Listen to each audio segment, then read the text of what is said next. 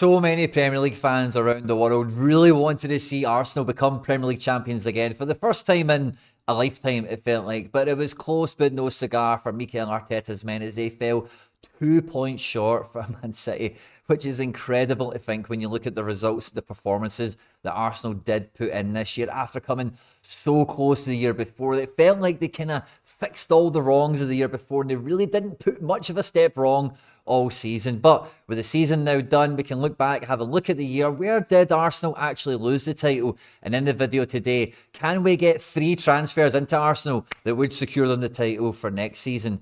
At any point in the video today. If you do, laugh, you learn, you like something or whatever, please do like and subscribe to the channel for more content like this, not just for Arsenal, but for the Premier League and all of European football as we go through a huge summer where the transfer rumour mill, the managerial merry-go-round, as well as the Euros. There's going to be so much stuff to get stuck into here on the channel. And in the comment section below, jump down and let me know if you were to get one player from the Premier League and bring them into Arsenal to help them win the Premier League next year. Who would it be and why? I'm going to be sticking to actual Premier League players just to make the video a little bit more interesting, because I think when you go across world and European football, you could really have your fill with the amount of different rabbit holes you could go down for potential, for quality, for proven winners, for big transfer fees, for low transfer fees. So I thought let's just stick with the Premier League to keep it nice and to the point. And I think there is 3 genuine transfers that Arsenal could pull off this summer from other Premier League clubs. And yeah, let's just get stuck straight into it.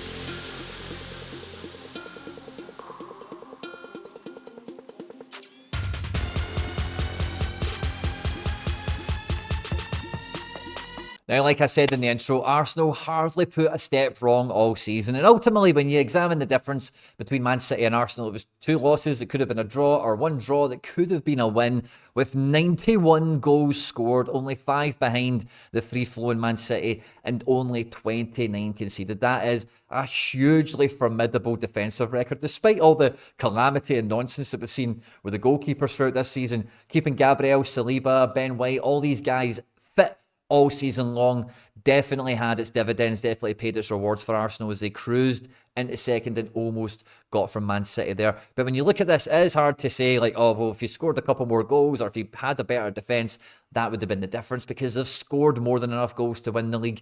They have been defensively sound enough easily to win the league. The goal difference there with City is neck and neck. You know, they have done enough on the pitch, but it's just been really how the results have fell, and a draw here and a loss there that has scuppered them, that has undone them. And if we want to really work out where did Arsenal lose the league and where are the key areas for us to improve, there's 4 games that really jump out to me. The first one is very early in the season, a 2-each draw at home to 10-man Fulham. For me, these are the 2 points that really, if Arsenal had got them, it really does make a huge, huge difference. And it's very easily forgotten because it was so long ago.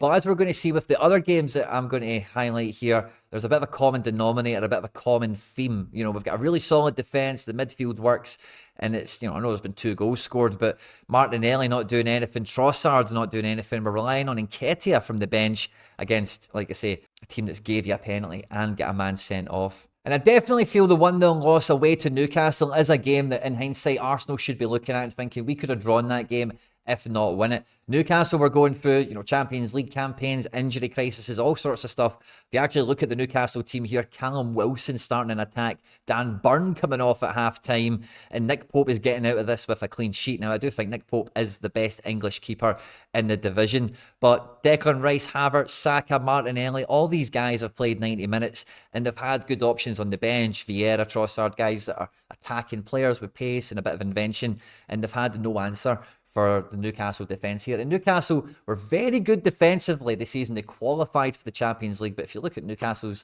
defensive record this year, it was nowhere near the same. So I do feel that although Anthony Gordon was a hero on this day, this is definitely 1 to 3 points completely dropped for Arsenal. And then around Christmas time, we get the 2-0 loss, like really against the run of play against West Ham in terms of form and, you know, where everybody was in the league and whatever.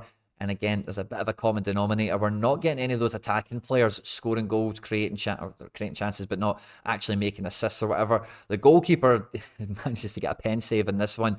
And it's really, really strong defensive performances, which at home to West Ham, when you do have the majority of possession, And even with this really attacking team here, you're still bringing on Nketiah, Reece Nelson and Emil Smith-Rowe, just making the team more and more attacking. They still couldn't break them down. They still couldn't actually get the goals to draw or win this game. And not too far away from that, we've got the 2-1 loss away to Fulham with Nketiah starting. Saka's got his goal in this match, but again, Martinelli, the midfield, there's just been no hero from the bench, no extra player to call upon, no clutch goal scorer that just scores week in, week out, no matter what. And I think if we were to zoom out and really compare them to Manchester City, I think that's the one thing that everyone says is quite obvious, that they've got that Haaland player in attack, and even in some of these games he'll be able to get his couple of goals. But also when you really look at Man City and the difference between them and Arsenal, it's having this array of players. Like really, the main reason Pep Roulette works is because all the players are of quite equal standing, with a few exceptions, Rodri, De Bruyne, Foden, whatever. But the defence, the wide players, the supplementary attacking players are all very much of the same level. And then it's just on form, fitness, availability, the matching question that makes Pep roulette his face off, as it were. And Arsenal don't really have any of those options, because as we looked at those matches there, even though there is different faces and a few different people showing up, there is a few things that we'll come on to in a second that Arsenal just don't have in their arsenal, excuse the pun, and quite simply, the strikers, the forward power they have, I think all Arsenal fans would agree they do need a talismanic attacker up there. Now, towards the back end of the season, it does look like Kai Havertz has become maybe the second coming of the false forward, as it were, and he's hit some really good form towards the back end of the season, the title run-in. So maybe if Arsenal had their time again and played him in this position and had someone else playing in the positions that he had been filling in throughout the season, maybe these 3 points they would have needed to overtake City, 2 points to draw level with them, could have been found with the team sitting as it is. But when we lay out the entire Arsenal squad and look at who are the actual worthy squad players, who contributes to the depth and who will probably be on the books to contribute next year, it's a really strong team. And this is a really strong squad of around 20 players. There's maybe one or two other fringe players that don't make it into this picture here, but almost two to a position in all the key areas. But when you look at the defence, that brings me to player number one that Arsenal should be signing to try and win the league. I think the fullback position has definitely been one that Mikel Arteta's had a lot of headaches around. With Jurriën Timber been brought in and then injured for most of the season, Ben White has of course been really, really good this year, and I don't think there's many complaints around his performances. Tomiyasu, the utility man, Kiwior has played in the left back. Zinchenko was meant to be this inverted fullback Man City level effort, and it's not really happened on a consistent basis for Arsenal. But if you look at Man City and you look at all the other teams, they do have a defensive player, normally a fullback, that gives them some width and can give them an extra option, an extra avenue in attack. It would be remiss of me to not mention that Tierney will be coming back on loan from Sociedad, and I watch a lot of La Liga, and he, when he's fit, he's probably the best left back in La Liga defensively, and he's very, very solid offensively, his attacking output. I don't think he's really got a place, a meaningful place in this Arsenal squad, so I don't think he could be the guy. But it's that sort of profile is what Arsenal's missing. Someone that will go bombing up the line, give the winger here some help and some support with an overlapping run, and can creep themselves into the back post whenever Arsenal are dominating possession and the other team are camped in their box if Arsenal are at home. And for me, the number one left back that Arsenal should be going out and signing to really upgrade their defence, give themselves an extra attacking outlet, a guy that can play a lot of Premier League matches. Yeah, he's a wee bit untested in Europe, but with the depth that's around him here, you won't need to rely upon him if he does need a wee bit of time to adapt to the level, etc. Again, if you look at Man City, Josko Guardiola never really came into the reckoning until the last 10 games of the season. Would be Crystal Palace's Tyrick Mitchell. Now, he's been playing Premier League for a couple of seasons, but what we've seen under Ole Glasner for the last half of the season there is something I never thought Tyrick Mitchell had in his game, and that was genuine attacking threat. And always been really strong and looked really compact defensively under Roy Hodgson, as Crystal Palace were kind of snoozing their way into mid-table obscurity. But under Ole Glasner, he is the left winger. He is going up and down this line all by himself. He's getting back and making last man tackles. He's getting to the back post and scoring goals and making assists. And I think Crystal Palace's main objective will be keeping Eze and Olise. And really, if you gave them like 30, 40 million, it'd probably help them do that, which they'd be quite happy about. It's a homegrown player, so it's pure profit for them. It's a homegrown player, so it helps the quota for Arsenal's Champions League campaign, and it gives them a fullback unlike any other that they have in the squad. If I'm not coming in with a big reputation or big attitude of being a high-profile young player on the continent or whatever, I don't think him bedding in and sharing minutes and job sharing a position would really rub him up the wrong way or cause any friction in the squad. And because he is so different, again, if he is to replace somebody, I don't think he kind of ruffle as many feathers because he is genuinely very different to Tomiyasu. And I know Tomiyasu got a goal recently, right? But you know what I'm saying.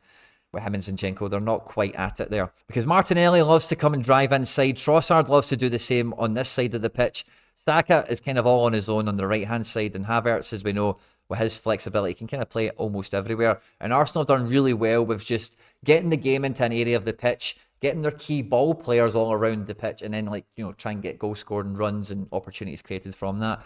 But they do miss that genuine width in the team, I think, on both sides of the pitch that the defence can help them have with a team that camps in. And Mitchell, for me, could be that solution. Now, I do have a lot of faith that Fabio Vieira could grow and will grow to become relatively Odegaard level and can do a very similar job to what Martin Odegaard does for Arsenal, and in the time of need, in the time of crisis, can fill into this role very well. I think we've seen the evolution of Havertz. Again, we've got a wee bit of cover for this creative attacking midfielder, but with Rice now being a box-to-box number 8, Jorginho and Thomas Partey are the only guys that are in here as like defensive midfielders. Partey is fine and good with his limitations, and Jorginho kind of the same. These guys are kind of two sides of the one coin. If they could be the one player, I think it would make a massive difference to their overall midfield ability, talent, and tactical flexibility. And when we look in the Premier League, there's a lot of great, big, imposing, elite level centre defensive destroyer midfielders. But if we look across the league and think who could help Arsenal,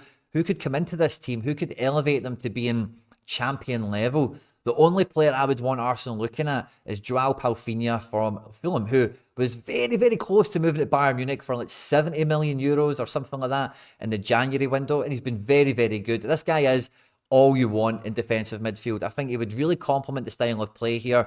Jorginho's got 1 year left in his contract. I don't think we're too worried about him. And he could definitely replace Partey. And then I think it takes so much pressure off of Declan Rice being a double pivot or being the single pivot if you wanted to play Odegaard and Havertz in midfield or Odegaard and Vieira in midfield. I think then having Rice with one of them, whoever's fit and available. This is also a guy that does have European experience in his career. He's a Portugal international. Obviously, he's been playing for Sporting Lisbon, Europa League, Champions League, that kind of thing. So again, I don't think he would disrupt the apple cart. I think he'd be really grateful and happy to get the move to Arsenal.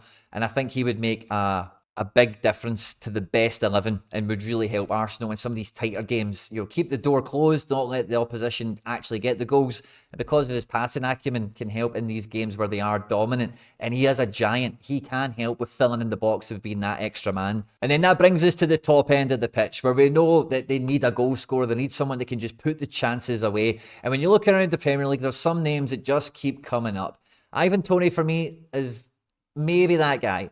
It's not, if I was Mikel Arteta, if I was Arsenal, with this squad and how close you've been over the last 2 years, I would not be hitching my wagon onto him being the guy. I think really the guy that they should be buying is Victor Osimhen. But I'm not too sure they're going to put the money down. Maybe somebody else will go in for him or whatever. And if we're looking at the Premier League, the one name that keeps coming up is Alexander Isak. And again, I just do not see Newcastle selling him for anything short of like mega ultimate stupid fees, because Newcastle need the financial fair play relief. And Isak is a key part of the team that really does help the whole project work. I think he's really bought in up there as well.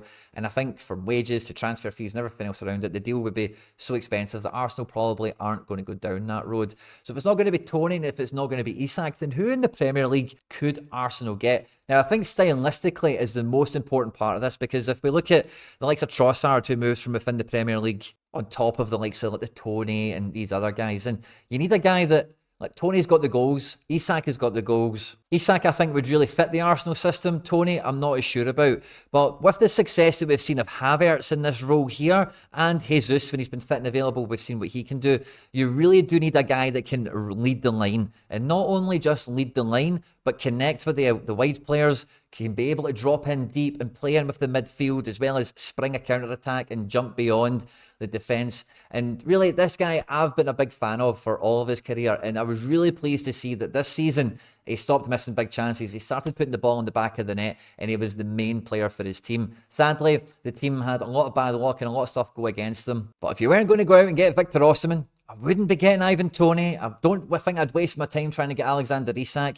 I would be going to Wolverhampton Wanderers and getting Matthias Cunha. Now, Cunha is a bit of a divisive figure for Premier League fans because his time at Wolves, he has missed some big chances. But if you watch him, he is Brazil international level. He is an elite level forward who a lot of his best football does come when he's able to pop into the pockets and interlink the play with either a wide player coming up to support him, or if he's on a bit of a counter-attack with a couple of his pals to play somebody else in.